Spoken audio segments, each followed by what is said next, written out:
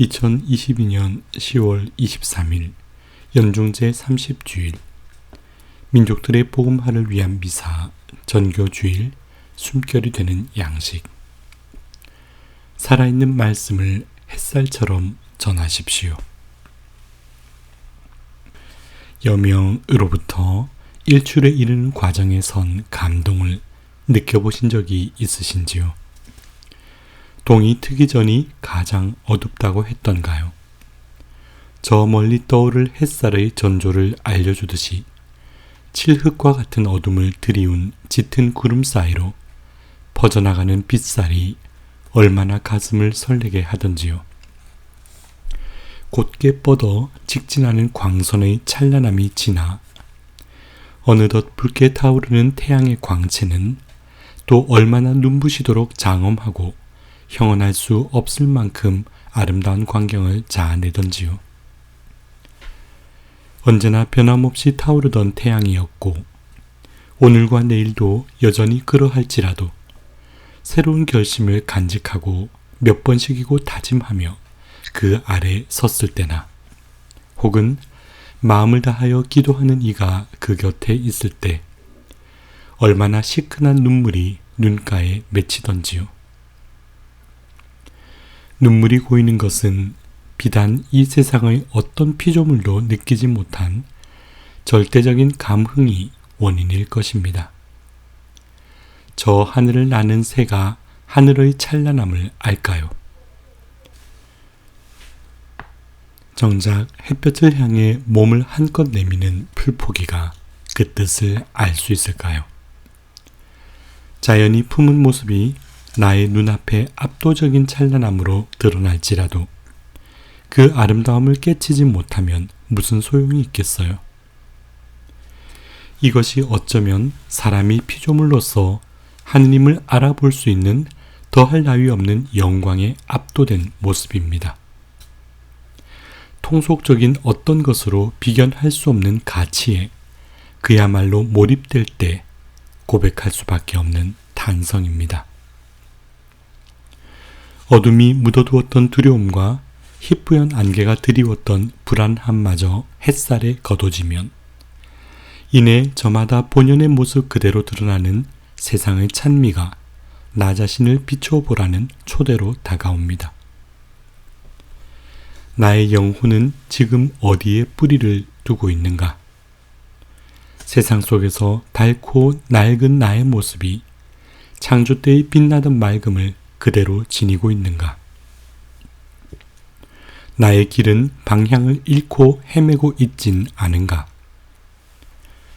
아직도 떠오르는 햇살을 맞이하지 못한 채 끝 모를 방황 속에 머물거나 안일함을 부추기는 유혹에 쉬 마음이 기울어지진 않았는가? 숱한 관계의 아픔들에 걸려 넘어져 스스로의 자존감에 상처를 입히고 주저앉아 있진 않은가? 그럴 때면 얼마나 영혼이 그 빛을 그리워했는지 목마름을 잃게 됩니다. 세상의 만족이 채워줄 수 없는 내면 깊은 곳의 외로움과 치유에 대한 갈망을 다시금 꺼내어 보게 됩니다. 홀로 극복하여 낼 수 없을 때 어떻게 다시 일어서서 발걸음을 내디뎌야 할지 알 수 없을 때 나의 눈물을 헤아리고 동행하여 줄 누군가의 손길이 그리워집니다. 주님의 산으로 올라가자. 야곱의 하느님 집으로. 그러면 그분께서 당신의 길을 우리에게 가르치시어 우리가 그분의 길을 걷게 되리라. 산으로 올라가자. 성경에서 산은 피난처와 안전의 상징으로 하느님을 다시 찾고 풍요로움을 누릴 수 있는 공간, 거룩한 장소로 등장하지요. 때로 거칠고 낯선 산이 가진 신비함과 광대함이 인간의 한계를 실감케 하듯 영원하신 하느님 앞에 선 인간을 대비하게 되는 의미도 담겨 있답니다. 그리고 주님께서 군중을 피해 홀로 계시는 곳으로, 기도하거나 사람들을 가르치기 위해 찾는 곳으로도 드러납니다. 그렇듯 나의 삶을 묶어두었던 이 세상의 굴레로부터 비껴나 그래, 산으로 가자 하고 말씀드리고 싶습니다. 그것이 곧 피정이지요. 흔들리는 물의 표면엔 얼굴을 비추어 볼 수 없으니까요. 주님께서 현존하시는 산으로 영혼을 들어높여 고요함 속에 안개와 구름에 가렸던 나의 모습을 바라보고 하느님께서 당신의 모상대로 빚어주신 창조 때의 모습을 되찾기를 희망하였으면 합니다.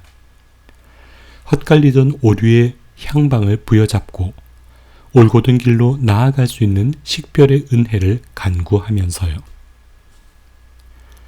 믿음은 들음에서 오고 들음은 그리스도의 말씀으로 이루어집니다.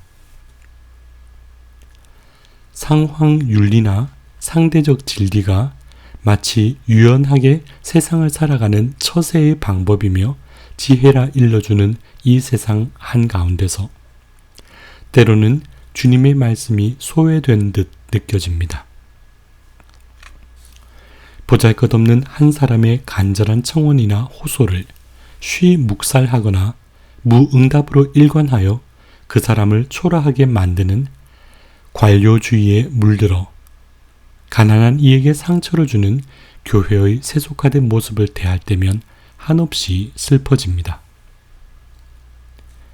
가치 판단 시비의 기준을 무시하고 일반 대중의 인기에 영합해서 자신의 목적을 달성하려는 정치 형태를 뜻하는 포퓰리즘에 열광하고 깊이 있는 진리의 탐구를 외면하면서도 정작 그것이 시대의 흐름에 부합되기에 바람직하다고 부추기는 얕은 철학이나 신념이 안타깝습니다.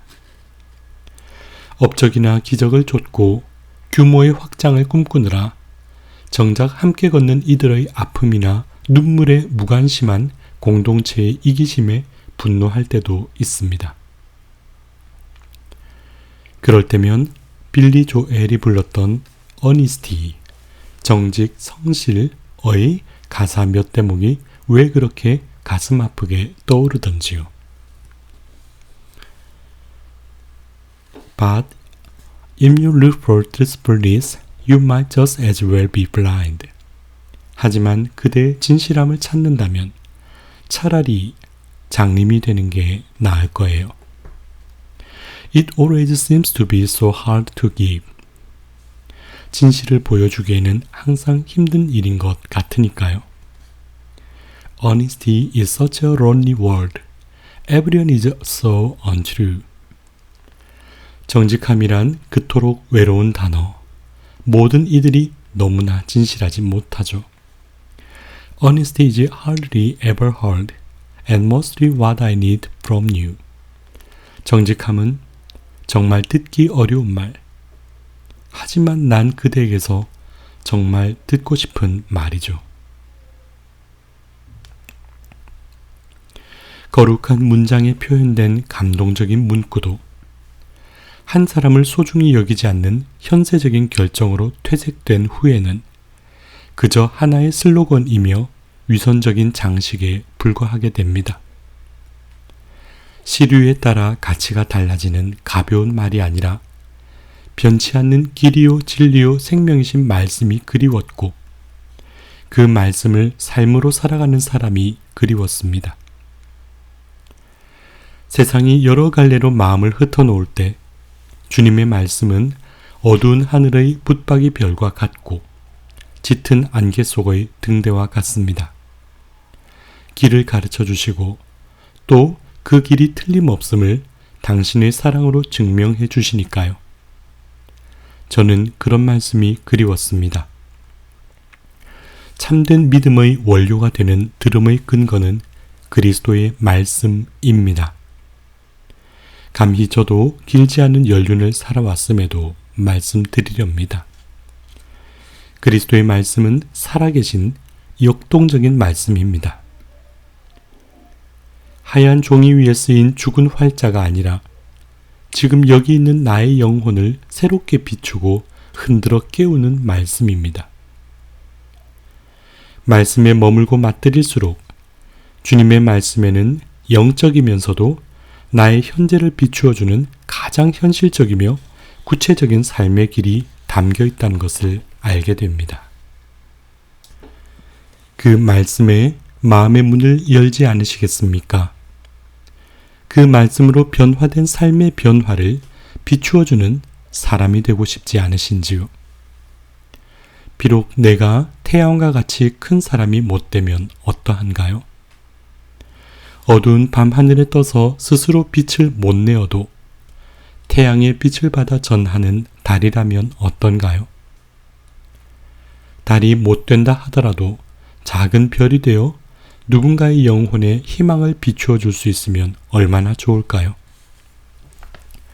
별이 못 된다 할지라도 밤길 돌부리에 걸려 넘어지지 않도록 비추어 줄 작은 등불 하나 되어주면 어떨까요? 내가 너희에게 명령한 모든 것을 가르쳐 지키게 하여라. 보라, 내가 세상 끝날까지 너희와 함께 있겠다. 거룩한 복음은 그리 커다란 것이 아니더군요. 하느님이 우리와 함께 계시다 라는 위대한 선포는 복잡하고 어려운 말로 전하는 것이 아니더군요. 그저 말씀 가운데, 거룩한 성체와 성혈 가운데, 나의 삶에서 이루는 관계 가운데 잠시 멈추어 서서 산에 오르듯 주님 곁에 현존을 느끼며 사는 것이더군요. 그리고 그 감사함을 가슴으로 전하는 것이더군요. 기쁜 소식을 전하는 이들의 발이 얼마나 아름다운가.